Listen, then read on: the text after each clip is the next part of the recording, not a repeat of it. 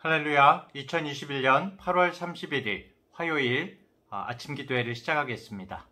오늘도 귀한 하나님의 말씀으로 은혜와 사랑의 말씀을 묵상하고 또 기도함으로 복된 하루를 시작하시기 바랍니다.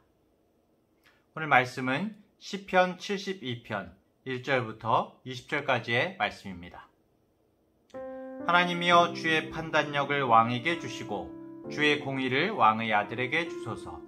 그가 주의 백성을 공의로 재판하며 주의 가난한 자를 정의로 재판하리니, 의로 말미암아 산들이 백성에게 평강을 주며 작은 산들도 그리하리로다. 그가 가난한 백성의 억울함을 풀어주며 궁핍한 자의 자손을 구원하며 압박하는 자를 꺾으리로다. 그들이 해가 있을 동안에도 주를 두려워하며 달이 있을 동안에도 대대로 그리하리로다. 그는 벤 풀 위에 내리는 비같이 땅을 적시는 소낙비같이 내리리니, 그의 날에 의인이 흥왕하여 평강의 풍성함이 달이 닿을 때까지 이르리로다. 그가 바다에서부터 바다까지와 강에서부터 땅끝까지 다스리리니, 광야에 사는 자는 그 앞에 굽히며 그의 원수들은 티끌을 핥을 것이며, 다시스와 섬의 왕들이 조공을 바치며 스바와 시바 왕들이 예물을 드리리로다. 모든 왕이 그의 앞에 부복하며 모든 민족이 다 그를 섬기리로다. 그는 궁핍한 자가 부르짖을 때 건지며 도움이 없는 가난한 자도 건지며, 그는 가난한 자와 궁핍한 자를 불쌍히 여기며 궁핍한 자의 생명을 구원하며 그들의 생명을 압박과 강포에서 구원하리니, 그들의 피가 그의 눈앞에서 존귀히 여김을 받으리로다. 그들이 생존하여 스바의 금을 그에게 드리며 사람들이 그를 위하여 항상 기도하고 종일 찬송하리로다. 산 꼭대기의 땅에도 곡식이 풍성하고 그것의 열매가 레바논같이 흔들리며 성에 있는 자가 땅의 풀같이 왕성하리로다. 그의 이름이 영구하며 그의 이름이 해와같이 장구하리로다. 사람들이 그로 말미암아 복을 받으리니 모든 민족이 다 그를 복되다 하리로다. 홀로 기이한 일들을 행하시는 여호와 하나님 곧 이스라엘의 하나님을 찬송하며 그 영화로운 이름을 영원히 찬송할지어다. 온 땅에 그의 영광이 충만할지어다. 아멘 아멘. 이새의 아들 다윗의 기도가 끝나니라. 아멘. 오늘 본문 앞의 표제어가 솔로몬의 시라고 쓰여져 있습니다. 근데 오늘 본문 마지막 부분인 20절에 보면은 또 이새의 아들 다윗의 기도가 끝나니라 이렇게 끝을 맺고 있습니다. 여러모로 봤을 때 이 시편은 다윗이 남긴 지혜의 말씀들을 나중에 그의 아들인 솔로몬이 정리해서 쓴 것으로 보입니다. 다윗이 아들 솔로몬에게 왕으로서의 자세를 가르치기 위한 어떤 그 말씀들을 남겼는데, 나중에 그것을 이제 솔로몬이 정리를 한 것이죠. 특히 왕은 어떠해야 하고 왕의 태도가 가져오는 결과가 무엇인지를 중요하게 말하고 있는데요. 사실은 이 말들을 읽어보면 왕이 지향하는 모습, 왕이 이렇게 되어야 한다라고 말하는데, 결국에는 이 모습이 바로 하나님 아버지를 말하고 있는 것입니다. 왕 대신 하나님 아버지를 지향해서 말씀하고 있는 것이죠. 그리고 우리의 아버지 되시는 하나님께서 왕 같은 제사장인 우리를 일깨워주는, 동시에 그렇게 우리를 일깨워주시는 말씀이기도 한 것입니다. 자, 1절부터 2절 볼까요? 하나님이여, 주의 판단력을 왕에게 주시고 주의 공의를 왕의 아들에게 주소서. 그가 주의 백성을 공의로 재판하며 주의 가난한 자를 정의로 재판하리니. 다윗이 자기 자신에게 그리고 자신의 아들에게 하나님의 지혜와 공의를 주시기를 요청을 합니다. 기도를 합니다. 왜냐하면 그래야 백성들을 정의와 공의로 재판을 할 수 있을 것이라고 생각했기 때문이죠. 우리가 다 아는 것처럼 솔로몬이 왕이 된 후에 기브온에서 1,000마리의 제물로 제사를 드리는 1,000번제가 끝난 후에 하나님께서 솔로몬의 꿈에 나타나시죠. 그리고 물어보십니다. 내가 네게 무엇을 줄고 너는 구하라. 그랬을 때 솔로몬이 누가 주의 이 많은 백성을 재판할 수 있사오리까? 듣는 마음을 종에게 주사 주의 백성을 재판하여서 선악을 분별하게 하옵소서. 이렇게 대답을 했습니다. 근데 그 기도가, 그 하나님께 드린 말씀이 바로 이 본문의 1절, 2절 말씀이거든요. 그렇게 보면 사실 어떻게 보면은 솔로몬이 하나님께 올린 말은 사실은 다윗에게 누누이 들었던 말인 것 같습니다. 다윗에게 듣고 배운 대로 하나님에게 말씀드렸다고 볼 수가 있거든요. 이것이 다윗의 말들을 정리한 시편이기 때문이죠. 자, 3절 의로 말미암아 산들이 백성에게 평강을 주며 작은 산들도 그리하리로다 이렇게 말하고 있는데요. 왕의 영향력에 대해서 말하고 있습니다. 왕이 공의로 통치할 때에 그 영향력이 백성들에게 미친다고 말하고 있는 건데요. 여기서 산들과 작은 산들이 나옵니다. 이 나라를 이루고 있는 높고 낮은 통치자들을 의미하고 있거든요. 그래서 왕이 의로운 성품으로 바르게 통치하면은 왕은 이제 큰 산입니다. 근데 그 영향을 받은 그 밑에 작은 산들, 왕 장관들이나 지금으로 치면 각 도지사나 시장이나 마을의 동장이나 통장이나 반장이나 면장, 이장까지 그 선함과 의로움이 영향을 미치게 된다는 것이죠. 어떤 의미에서든지 간에 왕이 어떤 성품을 가지고 있으며 어떻게 통치하느냐에 따라서 그 영향력이 백성들의 삶 구석구석까지 영향력을 미친다는 것입니다. 그런 면에서 우리들도 왕 같은 제사장으로서 우리들의 모든 삶과 태도가 너무나 중요한 것이죠. 우리들의 마음, 우리들의 삶과 태도는 흐르게 되어 있습니다. 영향력을 미치게 되어 있는 것이죠. 자, 4절 그가 가난한 백성의 억울함을 풀어주며 궁핍한 자의 자손을 구원하며 압박하는 자를 꺾으리로다. 하나님의 정의로우신 모습인데요. 하나님 앞에서 그렇기 때문에 이 바르다는 것, 정의로운 것은 너무나 중요한 것입니다. 사람들에게 정말 진정한 통치자는 좋은 변호인이 되고 또 궁핍한 사람을 구원하는 그런 구원자가 되어야 하는 것입니다. 그리고 압박하는 사람들에게서 그 모든 백성들을 보호할 수 있는 그런 사람이 되어야 한다라고 그렇게 말씀을 하고 있죠. 6절 그는 벤 풀 위에 내리는 비같이 땅을 적시는 소낙비같이 내리리니 그의 날에 의인이 흥왕하여 평강의 풍성함이 달이 닿을 때까지 이르리로다. 시적인 표현인데 온 땅이 바짝 말라 있다가 땅을 충분히 적시는 소낙비가 쏟아지게 되면 그야말로 황무지와 같은 곳이 푸른 초원으로 바뀌게 되죠. 이번 여름에 빨갛게 그냥 흙이 드러난 곳도 비가 한번 쫙 쏟아지면 금세 어느 사이엔가 풀들이 막 자라나 있더라고요. 그렇게 의로운 왕의 통치가 그렇다라고 그렇게 말하고 있는 것입니다. 의로운 왕의 통치는 우리 주님의 이제 통치의 그림자와 같은 것인데 우리의 영혼이 정말 빈들의 마른 풀 같을지라도 철 따라 비를 내려주시면 우리의 영혼의 그 초목이 무성할 수 있다라는 그런 말씀인 것이죠.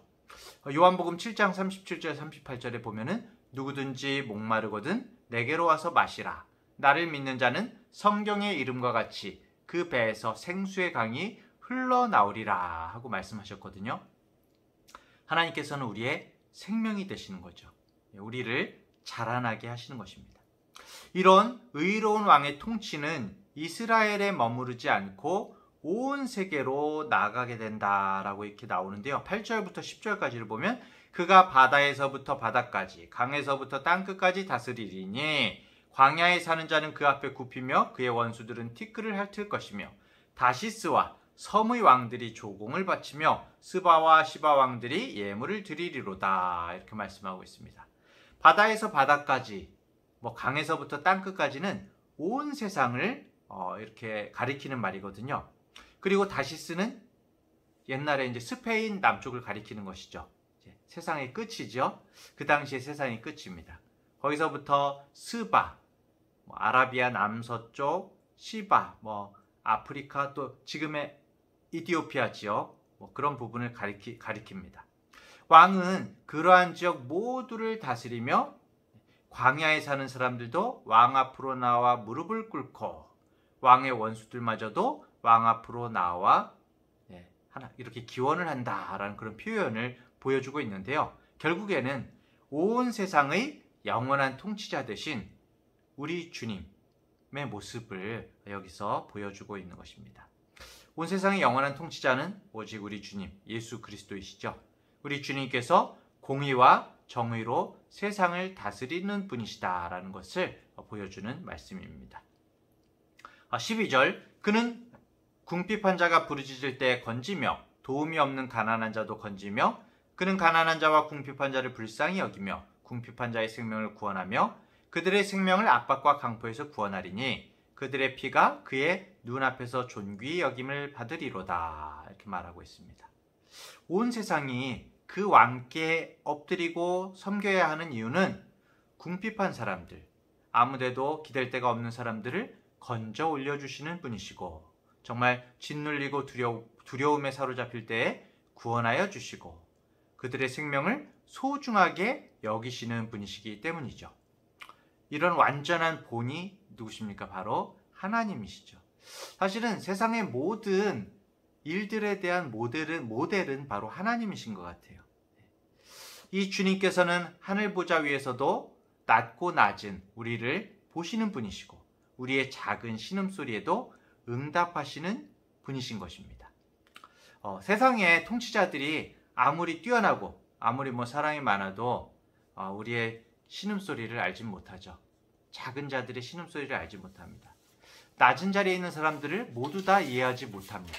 하지만 우리의 왕이신 우리 주님은 모든 것을 아시고 모든 것을 예비하시고 또 다스리시고 이해하시는 분이신 거죠.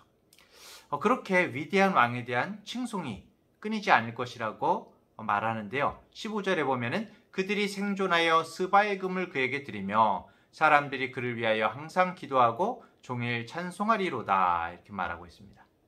이 말씀은 솔로몬 당연히 이제 솔로몬 왕에게 주는 말씀이죠. 솔로몬 왕을 비롯해서 다윗의 가문에서 왕위에 앉는 사람들이 오랫동안 주님 안에서 통치하고 복을 받을 수 있도록 많은 사람들로부터 존경을 받기를 염원하는 그런 말인 것이 당연하죠. 하지만 궁극적으로는 이것이 만왕의 왕이신 우리 주님 예수 그리스도께서 사람들로부터 영원히 찬양과 경배를 받게 되실 것임을 이렇게 말씀하고 있는, 어떻게 보면 예언의 말이라고 할 수가 있는 것이죠.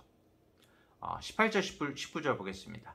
홀로 기이한 일들을 행하시는 여호와 하나님 곧 이스라엘의 하나님을 찬송하며 그 영화로운 이름을 영원히 찬송할지어다. 온 땅에 그의 영광이 충만할지어다. 아멘 아멘. 1절부터 17절까지 모든 말씀을 이루어 주시는 분은 하나님밖에 없다라는 것을 고백하고 있습니다. 그래서 홀로 기이한 일들을 행하시는 여호와 하나님이라고 이렇게 고백하고 하나님을 찬송한다고 이렇게 목소리를 높이고 있는 것이죠.